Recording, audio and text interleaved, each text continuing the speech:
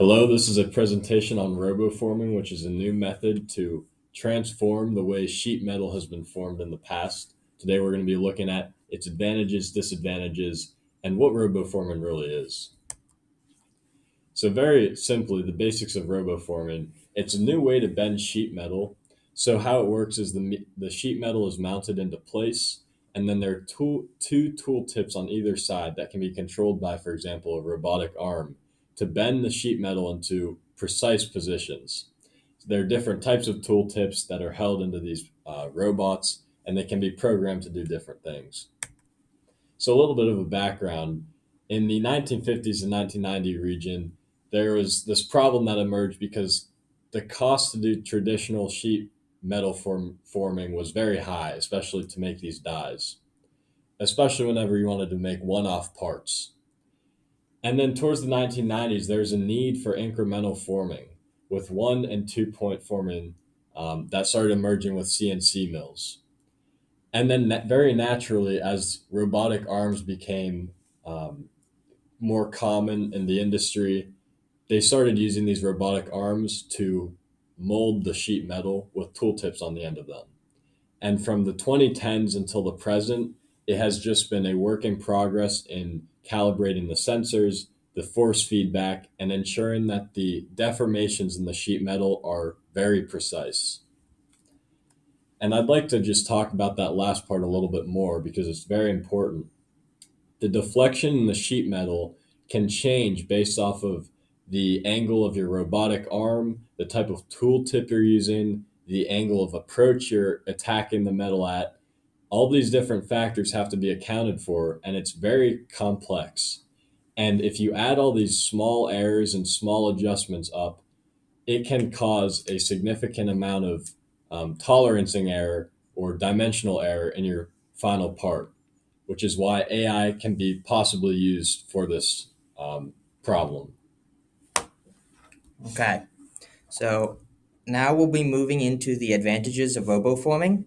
The first major advantage is that it has a much lower tool cost than the rest of the normal metal forming processes. The operation doesn't really require a forging die, so this reduces the cost of having to maintain and change out those dies. It also has less wasted material because things like flash and the amount of material that needs to be shaved down or machined in secondary processes are reduced.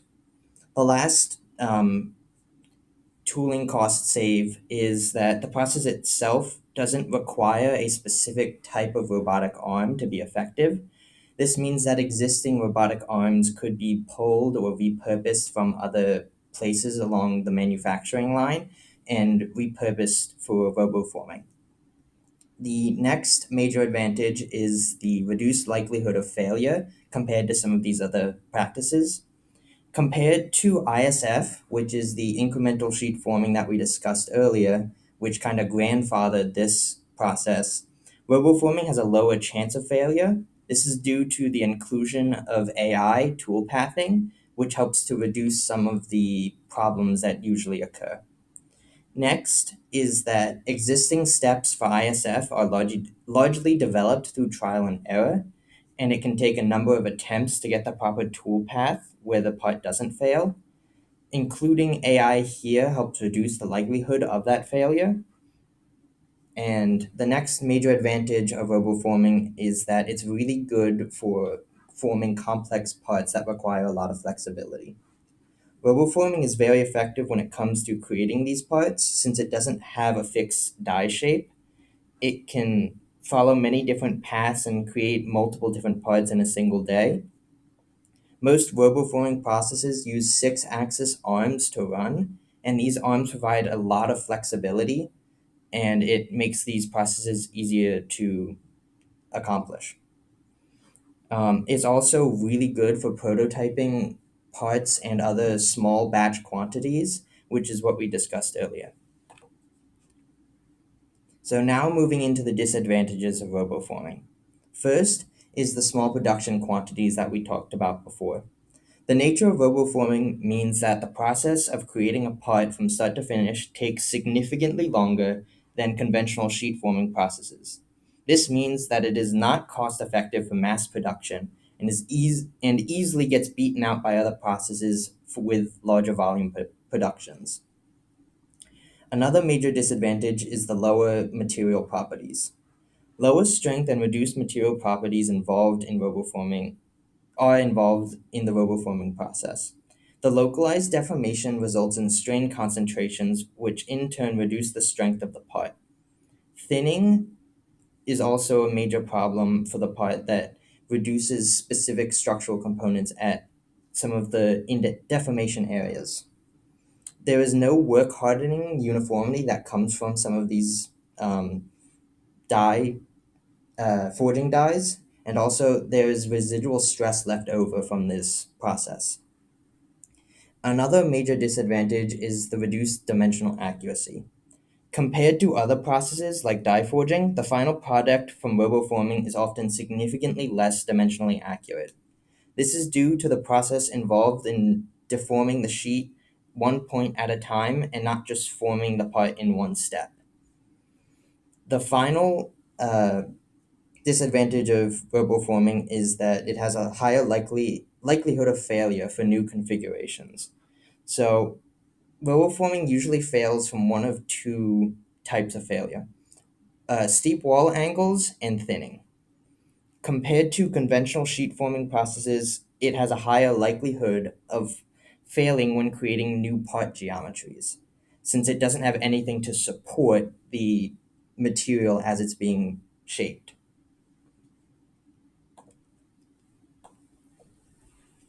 So roboforming, let's talk about some of the properties and compare it to the traditional techniques, but instead of the advantages and disadvantages, we'll be looking at the absolute truths. So roboforming usually has 1 to 2 robotic arms, depending on how complex you want your geometry, and you're able to interchange the end effectors and the tool tips, similar to a CNC machine.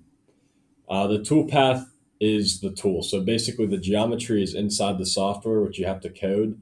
And like we were talking about, you can use AI to optimize your tooltip angle and all the other considerations you have to take into account. Forming happens through many small local deformations rather than one big hit, like, of course, traditional sheet metal forming. And then the sheet is usually held by a simple frame. So it kind of stands vertically in a room, and the 2 robotic arms are on either side of it.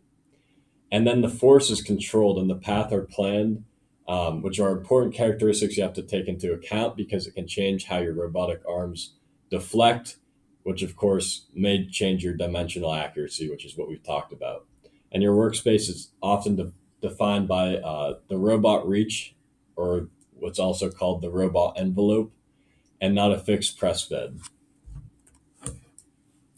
Now, if we look at traditional forming characteristics, it relies heavily on hydraulic and mechanical presses applying one large load.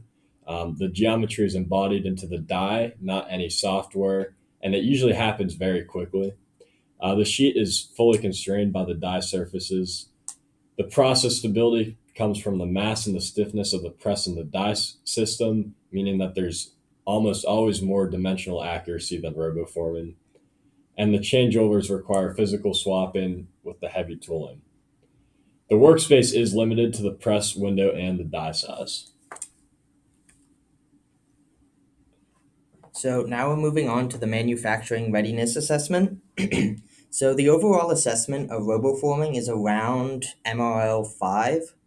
It easily passes steps 1 through 4, with steps 1 and 2 being the manufacturing process having the theory and science. There are a number of papers and other experiments and lab tests that have been done with roboforming, and it's tried and tested in that sense.